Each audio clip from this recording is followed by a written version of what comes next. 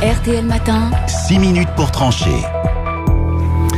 8h19, bonjour Éric Routier. Bonjour. Merci beaucoup d'être avec nous ce matin et en direct sur RTL. Vous êtes journaliste, enquêteur. Vous publiez Notre drame de Paris. J'ai bien dit drame. Sous-titre, l'enquête qui lui fait peur aux éditions Albin Michel. Et lui, c'est Anne Hidalgo, la maire de Paris. Vous n'y allez pas de main morte, Éric Routier. C'est un réquisitoire anti-Hidalgo? Non, c'est pas du tout un réquisitoire anti-Hidalgo. C'est une enquête avec des faits accumulés. Mais c'est plutôt caustique. Mais il y a pas de volonté de dénonciation ni de. C'est pas un brûlot, non. C'est une enquête. Quand on vous lit, non, mais une enquête peut être un brûlot. Hein. C'est pas à vous que j'apprendrai ça parce que vous en avez publié un certain nombre dans votre journaliste. Sur ce plan-là, peut-être. Oui. D'accord. Je vais directement au cœur du dossier. Est-ce que vous estimez qu'elle est irresponsable? J'ai même envie de dire dangereuse parce qu'à vous lire, elle rend finalement la vie des Parisiens et des Franciliens quasi invivable. Oui, d'ailleurs. On peut dire que aujourd'hui, là, elle bloque Paris entre l'Est et l'Ouest. Il lui reste à bloquer les ponts de Paris et à les rendre piétons pour bloquer le Nord-Sud. Je veux dire que c'est vraiment... Non, c'est hallucinant. Ce qu'elle fait est hallucinant.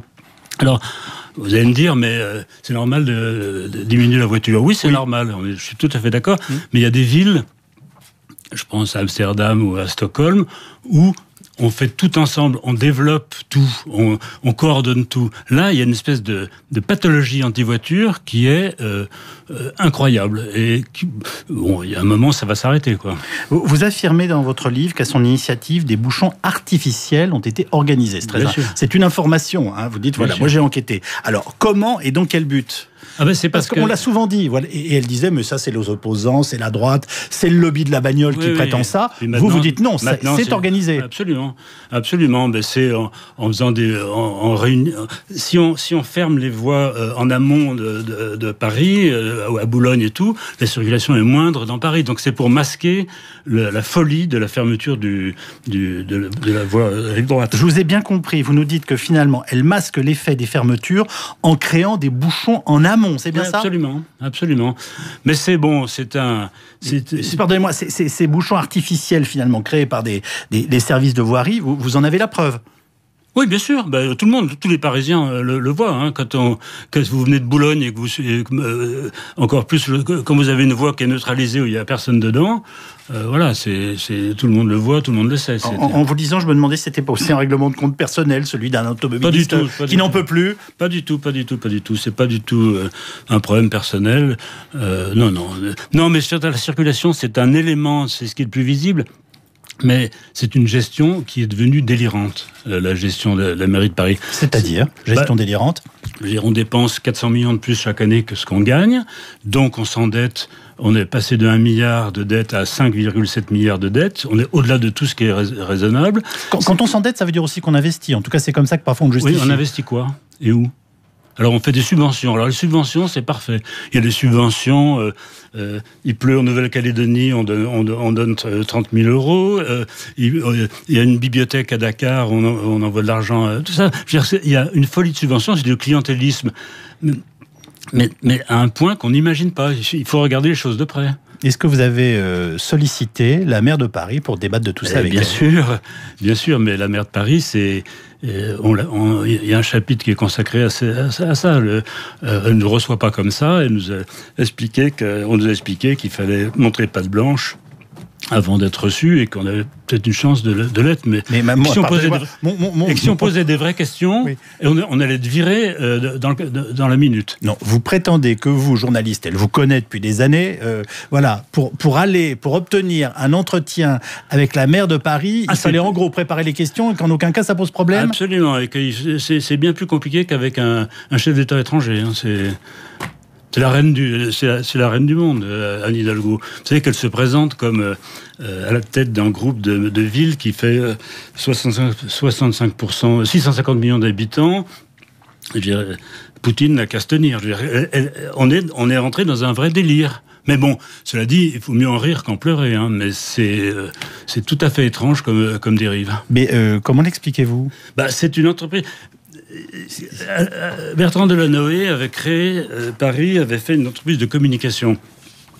Il lui a passé le relais, d'ailleurs, dans des conditions particulières, et elle a continué, mais en caricaturant tout, et concrètement, si on lit le livre, on voit bien qu'elle n'est pas au niveau, c'est tout.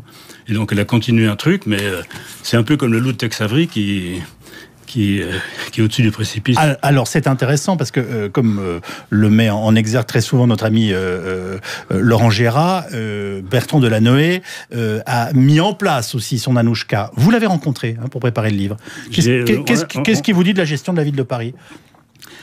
Il est extrêmement prudent et il faut le voir en creux, mais il dit qu'il n'est responsable que jusqu'au 14 avril 2014, oui. Qu'après... Bon, alors on sait qu'il a soutenu Myriam El Khomri pour les élections législatives en trouvant qu'Anne Hidalgo était devenue un peu sectaire.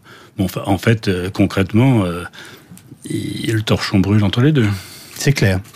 Il nous l'a pas dit. Ça n'est pas exprimé, mais vous affirmez qu'il est en désaccord avec ce qui est en train de se faire.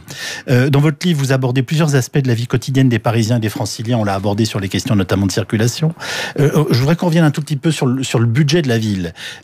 Chaque année, la mairie dépense 400 millions de plus qu'elle ne gagne, nous avez-vous dit. Je vous ai fait remarquer qu'on pouvait estimer qu'il s'agissait d'investissement. Mais vous avez enquêté. D'où vient le trou dans les caisses, finalement ? C'est l'ensemble de ces subventions qui sont distribuées ? C'est aussi le rôle d'un maire de faire des choix. Non, mais c'est la gestion à l'ancienne, c'est-à-dire que... Qu'est-ce que vous appelez la gestion à l'ancienne ? C'est intéressant. La gestion socialiste des années 80, on dépense, et on attend que le successeur renfloue les caisses. C'est pas mais ça veut dire que vous nous annoncez un possible désastre financier ? Oui et non, parce que c'est quand même une grande ville. C'est vrai qu'on peut toujours augmenter les impôts. Le successeur ou c'est pas en faillite. Paris n'est pas une ville en faillite. Mais la Chambre régionale des comptes explique que, au-delà de 3 milliards de dettes, c'est plus gérable. On est à 5,7 milliards. Autre point important, les relations d'Anne Hidalgo avec les grands patrons. Alors, vous parlez d'une forme de fascination. Oui, absolument. C'est comme les lapins dans les phares des voitures. Qu'est-ce que vous voulez dire par là ? Eh ben, la gauche a toujours été fascinée par le pouvoir économique, et Anne Hidalgo en particulier. Et d'autant que mais ça veut dire que, par exemple, Bernard Arnault ou François Pinault ont une vraie influence sur... Bernard Arnault, évidemment, mais il la mérite parce qu'il investit de façon massive. Bernard Arnault, il a une idée qui est extrêmement forte. Paris, c'est le VMH. Et le VMH, c'est Paris. Paris, c'est le luxe. Donc, il investit autant à Paris que le budget du patrimoine français. Ça veut dire qu'Anne Hidalgo, c'est le VMH ? Non, je ne dirais pas ça. Ah bon ? Mais vous le dites. On a les Jeux Olympiques qui arrivent, une possible expo universelle. Tout ça. Alors on a aussi les Gay Games qui viennent l'an prochain, vous savez pas ça. Ça vous choque ? Pas du tout. Ah bon ? Ça coûte cher ? Il y a une subvention, j'ai oublié, de 200 000 euros. On paye 200 000 euros pour organiser les Gay Games. Ce sera ma dernière question. Quelle relation avec Emmanuel Macron aujourd'hui ? Alors, les relations sont drôles parce que elle n'a pas arrêté elle a un sens politique qui est tout à fait particulier, puisqu'elle n'a pas arrêté de le dénigrer, de cogner dessus. Elle a poussé Vincent Peillon, et là, maintenant, elle est obligée de faire avec. Mais je ne crois pas du tout que Emmanuel Macron, qui d'ailleurs a comme conseiller beaucoup d'anciens de la mairie, je ne crois pas du tout qu'il va laisser les choses en l'état.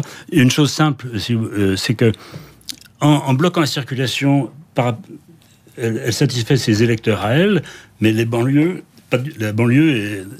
Or, ça porte en germe la suppression du maire de Paris. À Manhattan, il n'y a pas de maire de Manhattan, il y a un maire de New York.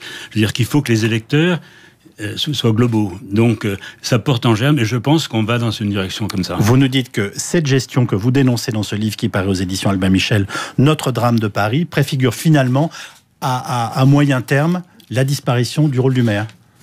En tout cas, une globalisation de politique de la métropole parisienne. Je rappelle que la maire de Paris n'a pas souhaité vous recevoir, que votre livre paraît aujourd'hui, que nous serons évidemment ravis de lui donner la parole si elle souhaite répondre à votre charge. En tout cas, le livre est passionnant. Notre drame de Paris, paru aux éditions Albin Michel. Merci Éric Routhier d'être venu nous voir. Livre coécrit avec notre consoeur Nadia Lebrun. Bonne journée à vous. Merci.